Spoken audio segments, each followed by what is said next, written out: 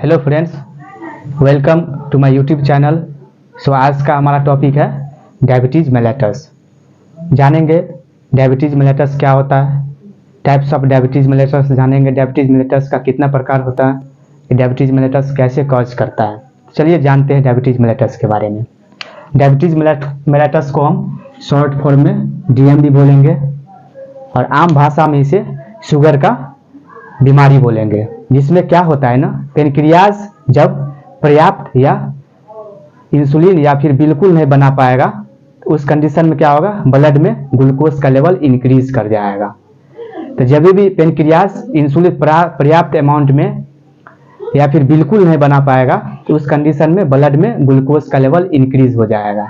तो जब भी ब्लड में ग्लूकोज का लेवल इंक्रीज हो जाएगा तो ब्लड में शुगर ज़्यादा मात्रा में हो जाएगा। उसी टर्म को क्या बोलेंगे हम, उसी को क्या बोलेंगे, डायबिटीज मेलेटस, शुगर का बीमारी।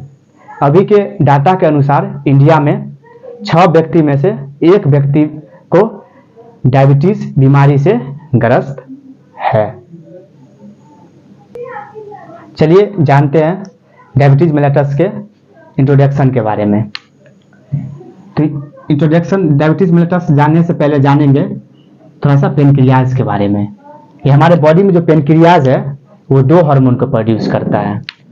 Pancreas produce 2 hormone. ये कौन कौन सा 2 हार्मोन प्रोड्यूस करता है, एक इंसुलिन है, एक ग्लूकागॉन।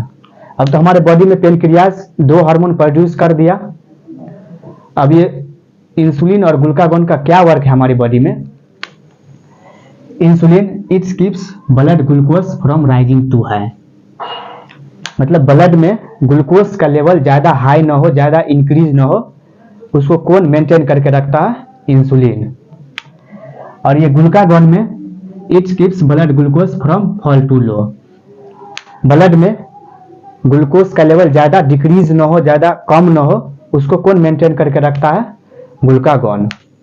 अब जानेंगे बोथ इंसुलिन एंड ग्लूकागॉन, ये दोनों इंसुलिन और glucagon maintain amount of sugar present in blood. Blood में शुगर के मात्रा को, अमाउंट, ब्लड में शुगर के अमाउंट को मेंटेन करके रखता है ये insulin and glucagon. Deficiency of insulin hormone cause increase glucose level in the blood, hyperglycaemia. Deficiency of insulin hormone cause increase glucose level in the blood. जब भी हमारे बॉडी में इंसुलिन का डिफिशियंसी हो जाएगा, कमी हो जाएगा, उस कंडीशन में क्या होगा, ब्लड में ग्लूकोज का लेवल इंक्रीज हो जाएगा। तो जब भी ब्लड में ग्लूकोज का लेवल इंक्रीज होगा उस टर्म को हम क्या बोलेंगे, हाइपर ग्लाइसीमिया। हाइपर का मतलब हो गया नॉर्मल से ज़्यादा और ग्लाइसीमिया का मतलब हो गया ग्लूकोज। जानते हैं थोड़ा सा डायबिटीज मेलेटस के डिफिनीशन के बारे में। A group of disease that result in too much sugar in the blood। ये डिजीज का एक ग्रुप है, समूह है, जिसमें ब्लड में शुगर का लेवल ज़्यादा हो जाता है, ब्लड में चीनी ज़्यादा हो जाता है। इस डिफिनीशन को हम सबसे कॉमन लैंग्वेज में समझेंगे, सबसे सिंपल लैंग्वेज में समझेंगे तो glucose level in blood increase, this is known as hyperglycaemia. मतलब ब्लड में ग्लूकोज लेवल इंक्रीज हो जाएगा, उस टर्म को क्या बोलेंगे, हाइपरग्लाइसीमिया। अब ये हाइपरग्लाइसीमिया क्या होता है, हाइपर का मतलब हो गया नॉर्मल से ज़्यादा और ग्लाइसीमिया का मतलब हो गया ग्लूकोज। तो ब्लड में ग्लूकोज का लेवल नॉर्मल से ज़्यादा हो जाएगा, उस कंडीशन में क्या बोलेंगे, हाइपरग्लाइसीमिया। अब जानते हैं नॉर्मल ब्लड शुगर लेवल के बारे में। तो नॉर्मल ब्लड शुगर लेवल दो चीज से डोनेट करते हैं, एक फास्टिंग और एक पोस्ट प्रेंडियल। तो फास्टिंग का मतलब हो गया खाली पेट खाना खाने से पहले। तो नॉर्मल शुगर लेवल फास्टिंग में कितना होता है, 70 से 110 mg पर डियल, मिलीग्राम पर डेसीलीटर। और पोस्ट प्रेंडियल पीपी का मतलब हो गया खाना खाने के बाद, उसका नॉर्मल वैल्यू कितना हो गया, 80 से 150 mg पर डियल, मिलीग्राम पर डेसीलीटर। चलिए जानते हैं टाइप्स ऑफ डायबिटीज मेलेटस के बारे में। डायबिटीज मेलेटस कितने प्रकार के होते हैं। तो डायबिटीज मेलेटस मेनली 3 टाइप्स के होते हैं। कौन सा, एक type 1 diabetes mellitus, type 2 diabetes mellitus और गैस्ट्रोइंटेस्टाइनल डायबिटीज मेलेटस। अभी टाइप 1 डायबिटीज मेलेटस जानते हैं क्या होता है। It is also known as insulin dependent diabetes mellitus और जुवेनाइल डायबिटीज मेलेटस। इसी टाइप 1 को हम IDDM बोलते हैं, इंसुलिन डिपेंडेंट डायबिटिक मेलेटस और जुवेनाइल डायबिटिक मेलेटस। इसमें होता क्या है, pancreas unable to produce insulin insufficient amount.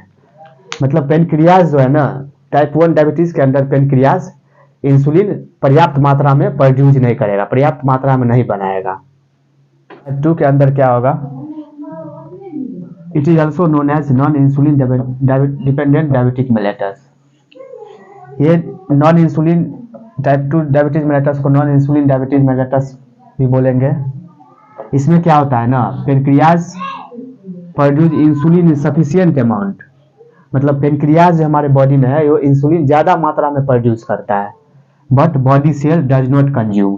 तो हमारे बॉडी में जो सेल है वो कंज्यूम नहीं कर पाता है, और ब्लड ग्लूकोज लेवल इंक्रीज। अब इसका रिजल्ट क्या होगा, ब्लड में ग्लूकोज का लेवल इंक्रीज हो जाएगा।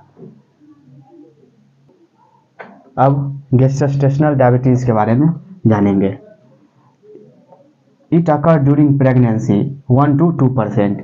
ये जो है प्रेग्नेंट वुमेन जो होता है ना, उसमें प्रेगनेंसी के दौरान ये गैस्ट्रोइंटेस्टाइनल डायबिटीज अकर हो जाता है और आफ्टर डिलीवरी में एंड, डिलीवरी के बाद ये खत्म हो जाता। चलिए जानते हैं अब difference in type 1 and type 2 diabetes. Type 1 और टाइप 2 डायबिटीज में क्या अंतर है, क्या डिफरेंस है। तो टाइप 1 डायबिटीज मेलेटस में इट फाउंड इन 10 से 20% of total case and less common. ये जो टाइप 1 डायबिटीज मेलेटस है 10 से 20% के केस में आपको देखने को मिलेगा, और ये बहुत ही रेयर केस में मिलेगा, बहुत ही लेस कॉमन है ये। और ये टाइप 2 डायबिटीज मेलेटस में फाउंड इन 80 से 90% of total case and more common. ये आपको टाइप 2 डायबिटीज मेलेटस में 80 से 90% के केस में आपको देखने को मिलेगा, और ये आपको बहुत ही ज़्यादा केस में मिलेगा, बहुत ही कॉमन ये है।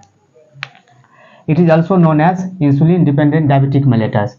हम टाइप 1 डायबिटीज मेलेटस को ही कहेंगे इंसुलिन डिपेंडेंट डायबिटिक मेलेटस, और it is also known as non insulin diabetic mellitus. Type 2 diabetic mellitus को ही हम क्या बोलते हैं, non insulin dependent diabetic mellitus. Below 35 से 40 ईयर ऑफ द एज, ये जो है ना 35 से 40 ईयर ऑफ के एज से पहले आपको देखने को मिलेगा, और ये above 40 year of the age, ये जो है ना 40 साल के बाद के एज में आपको देखने को मिलेगा। Family history of disease is found in less than 20% of case. ये फैमिली हिस्ट्री में जो होता है ना 20% के केस में आपको देखने को मिलेगा, और family history of disease is found about 60% of case, और फैमिली हिस्ट्री के डिजीज में 60% में आपको देखने को मिलेगा। टाइप 1 में insulin level is less than normal. इसमें होगा हमारे बॉडी में इंसुलिन लेवल जो है नॉर्मल से कम हो जाएगा, और टाइप 2 में इंसुलिन लेवल इज नॉर्मल और इंक्रीज। इसमें है इंसुलिन लेवल या तो नॉर्मल भी रह सकता है या फिर नॉर्मल से इंक्रीज भी हो सकता है। और फिर टाइप 1 में वेट लॉस हो जाएगा, हमारे बॉडी में वेट का रिडक्शन हो जाएगा, लॉस हो जाएगा, और टाइप 2 में वेट लॉस नहीं होगा। और टाइप 1 में इंसुलिन थेरेपी का इसेंशियल रिक्वायर्ड है, इंसुलिन थेरेपी जो होता है उसको बहुत इसेंशियली रिक्वायर होगा, और टाइप 2 में इसेंशियली रिक्वायर्ड इंसुलिन थेरेपी नहीं होगा। जानते हैं अब टाइप 1 डायबिटीज मेलेटस के कॉज एंड रिस्क फैक्टर के बारे में। ये टाइप 1 डायबिटीज मेलेटस किस कॉज की वजह से होता है, तो इसका एग्जैक्ट कॉज और अननोन, कोई एक एग्जैक्ट कॉज जो है ना इसका अननोन है, पता ही नहीं चलता कोई एग्जैक्ट कॉज है इसका। और जेनेटिक सस्पेक्टिबिलिटी, जेनेटिक सस्पेक्टिबिलिटी में क्या होता है ना, आइडेंटिकल ट्विंस में कोई एक में हुआ रहता है तो उस दूसरे को होने में 50% का संभावना होता है। और सर्टेन वायरस के वजह से हो सकता है, कोई वायरस के वजह से हो सकता है, एग्जाम्पल में जैसे मिजिल्स वायरस हो गया, मॉम्स वायरस हो गया। अब जानते हैं टाइप 2 डायबिटीज मेलेटस के कॉज के बारे में, ये किस वजह से कॉज होता है, रिस्क फैक्टर के बारे में जानेंगे। तो ओबेसिटी हो गया, इसका मतलब हो गया मोटापा। हमारे बॉडी में यदि ज्यादा मोटापा हो जाएगा, ज्यादा फैट हो जाएगा, उस वजह से होगा। एज अबव 40 ईयर्स, मतलब 40 साल के बाद के एज में आपको ये टाइप 2 डायबिटीज मेलेटस होगा। ओवर ईटिंग, यदि ज़्यादा खाते हैं ना, ज़्यादा खाना खाएंगे उसके वजह से भी हो सकता है। लैक ऑफ एक्सरसाइज, एक्सरसाइज कम करेंगे, नहीं को बराबर करेंगे, इसके वजह से क्या होगा, type 2 diabetes mellitus. Alcohol consumption के वजह से होगा, ज़्यादा अल्कोहल कंजप्शन करेंगे, ज़्यादा अल्कोहल इंटेक करेंगे तो उसके वजह से भी होगा। ईटिंग हाई फैट डाइट, ज़्यादा फैट डाइट खाने से हो जाएगा, जैसे ऑयली फूड हो गया, जंक फूड हो गया, ये सब फास्ट फूड हो गया, ये सब की वजह के खाने से होता है टाइप 2 डायबिटीज मेलेटस। जानते हैं अब डायबिटीज मेलेटस के साइन एंड सिम्टम्स के बारे में। यदि कोई पेशेंट में डायबिटीज मेलेटस है, शुगर का बीमारी है, तो उसमें कौन सा साइन एंड सिम्टम्स आपको देखने को मिलेगा। फर्स्ट ऑफ ऑल पॉलीयूरिया हो जाएगा। इसमें इस कंडीशन में पॉलीयूरिया का मतलब क्या होता है, इंक्रीज यूरिन आउटपुट। ये यूरिन आउटपुट जो है ना इंक्रीज होने लगेगा, ज़्यादा पेशाब आने लगेगा, स्पेशली ड्यूरिंग नाइट के समय में। अब पॉलीडायपेसिया में क्या होता है, इंक्रीज थर्स्टी, मतलब आपको ज़्यादा प्यास लगेगा पॉलीडायपेसिया में। पॉलीफागिया का मतलब क्या होता है, इंक्रीज हंगर, आपको ज़्यादा भूख लगेगा। फटीक मतलब हो गया आपको थकान महसूस होगा। ब्लर्ड विजन का मतलब हो गया आंखों से धुंधला दिखाई देगा। वीकनेस का मतलब हो गया कमजोरी आपको लगेगा, महसूस होगा। डिजीनेस का मतलब हो गया आपको जब डायबिटीज मेलेटस होगा तो आपको चक्कर आएगा उस कंडीशन में। पुअर वुंड हीलिंग का मतलब हो गया घाव जो है वो आपको देरी से भरेगा, स्किन इन्फेक्शन हो जाएगा। अब डायबिटीज मेलेटस के डायग्नोसिस के बारे में देखेंगे, डायग्नोसिस क्या सब करते हैं। तो यूरिन टेस्ट फॉर ग्लूकोज, ये यूरिन टेस्ट करवाएंगे। इसमें क्या देखेंगे, हमारे बॉडी में इंसुलिन है वो सही टाइप से प्रोडक्शन हो रहा है या नहीं। ब्लड ग्लूकोज लेवल टेस्ट करवाएंगे। ब्लड ग्लूकोज लेवल टेस्ट करवाएंगे फास्टिंग में, खाना खाने से पहले खाली पेट में, और एक पीपी करवाएंगे खाना खाने के बाद।